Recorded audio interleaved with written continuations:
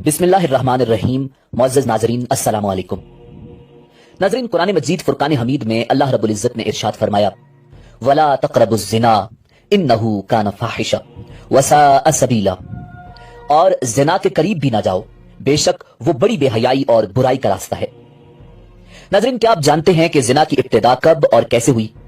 कायनात आलम में सबसे पहले किस बदबख्त इंसान ने इस गुनाह का इर्तिकाब किया? इस्लाम में ज़िना की सजा क्या है? यही हमारी आज की वीडियो का मौजू होगा और आज हम आपको ज़िना की इब्तिदा और हुर्मत पर कुरान और हदीस की रोशनी में इंतहाई अहम मालूमात फराहम करेंगे।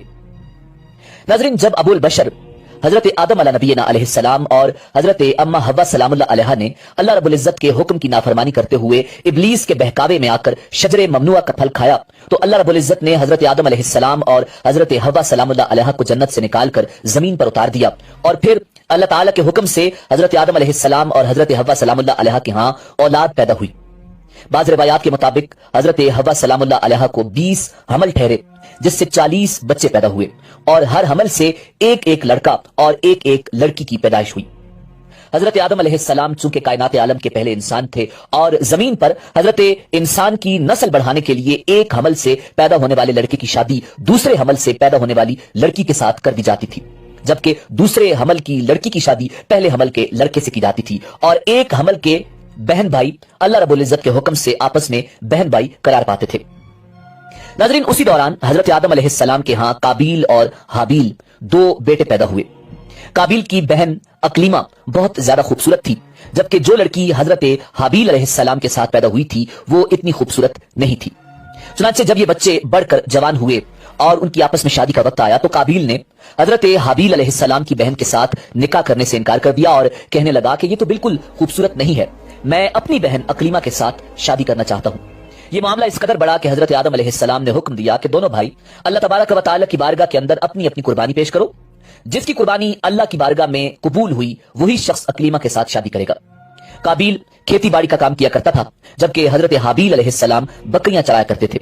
चुनांचे हजरत हाबील अलैहिस्सलाम ने अल्लाह रब्बुल इज़्ज़त की बारगाह के अंदर एक खूबसूरत बकरी का बच्चा पेश किया, जबकि काबील ने गेहूं का गट्ठा उठाकर अल्लाह रब्बुल इज़्ज़त की बारगाह में पेश किया।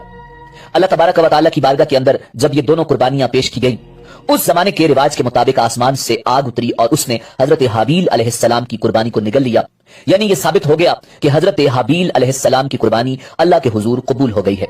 जिस पर काबील कहने लगा कि जरूर मेरे बाप हजरत आदम अलैहिस्सलाम ने हाबील के लिए दुआ की, जिसकी वजह से उसकी कुर्बानी कबूल हुई।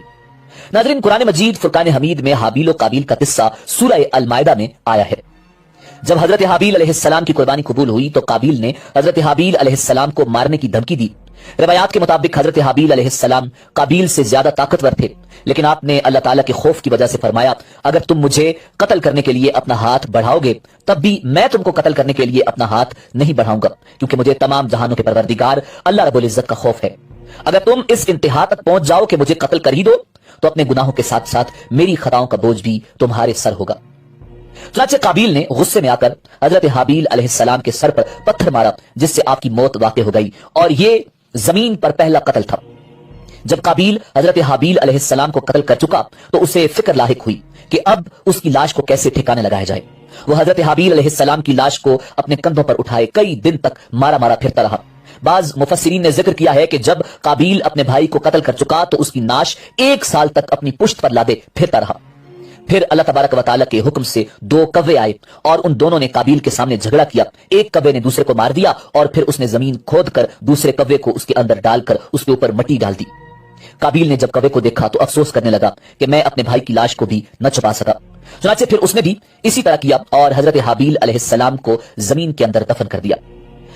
नाज़रीन, जब हजरत हाबील अलैहिस्सलाम की नाश दफन हो गई तो काबील अपनी बहन अकलीमा को लेकर शैतान के मशवरे पर यमन की तरफ फरार हो गया, क्योंकि मुसलसल शैतान उसके पास आता रहा और उसको इस बात से डराता रहा कि तुम्हारा बाप तुम्हें कत्ल कर देगा। लिहाजा वो अपनी बहन को लेकर दूर दराज वादियों में फरार हो गया, जहां उसने सकूनत इख्तियार कर ली और वालिद के दीन हक को छोड़कर पहले आतिश परस्ती बाद अज़ां बुत परस्ती शुरू कर दी। दुनिया में कत्ल गारत गरी, हसद फसाद और आतिश परस्ती और बुत परस्ती की बुनियाद काबील ही ने रखी और तारीख आलम में सबसे पहले उसने जिना का इर्तिकाब भी किया। उसने अपनी बहन अकलीमा के साथ जिना किया। हजरत आदम अलैहिस्सलाम को अपने फर्जंद हाबील के कत्ल का सख्त रंजो गम था, क्योंकि वो उनका जानिशीन था। حضرت آدم علیہ السلام اس کی یاد میں 40 سال تک روتے رہے، یہاں تک کہ اللہ نے انہیں حابیل کے بدلے ایک نہایت نیک اور سعادت مند فرزند عطا فرمایا۔ حضرت آدم علیہ السلام اور حضرت حوا سلام اللہ علیہ نے اپنے اس بیٹے کا نام شیس رکھا، جس کے معنی ہے اللہ کا عطیہ۔ حضرت شیس علیہ السلام کو اللہ تعالیٰ نے نبوت سے سرفراز فرمایا۔ ناظرین، حابیل کے قتل کے بعد قابیل نے اپنی بہن اقلیمہ سے شادی کی، یعنی زنا کیا، جس کے بعد زنا کی ابتدا ہوئی۔ زنا کو اسلام میں ایک بہت بڑا گناہ شمار کیا گیا ہے، اور اسلام نے ایسا کرنے والوں کی سزا دنیا میں بھی رکھی ہے۔ مرنے کے بعد اللہ تعالیٰ کے ہاں اس کام کی سخت سزا ہے۔ زنا کے بارے میں احادیث اور قرآن مجید فرقان حمید میں مختلف روایات موجود ہیں۔ اللہ رب العزت نے قرآن مجید فرقان حمید میں ارشاد فرمایا، زناکار عورت اور مرد میں سے ہر ایک کو 100 کوڑے لگاؤ۔ ان پر اللہ کی شریعت کی حد جاری کرتے ہوئے تمہیں ہرگز ترس نہیں آنا چاہیے۔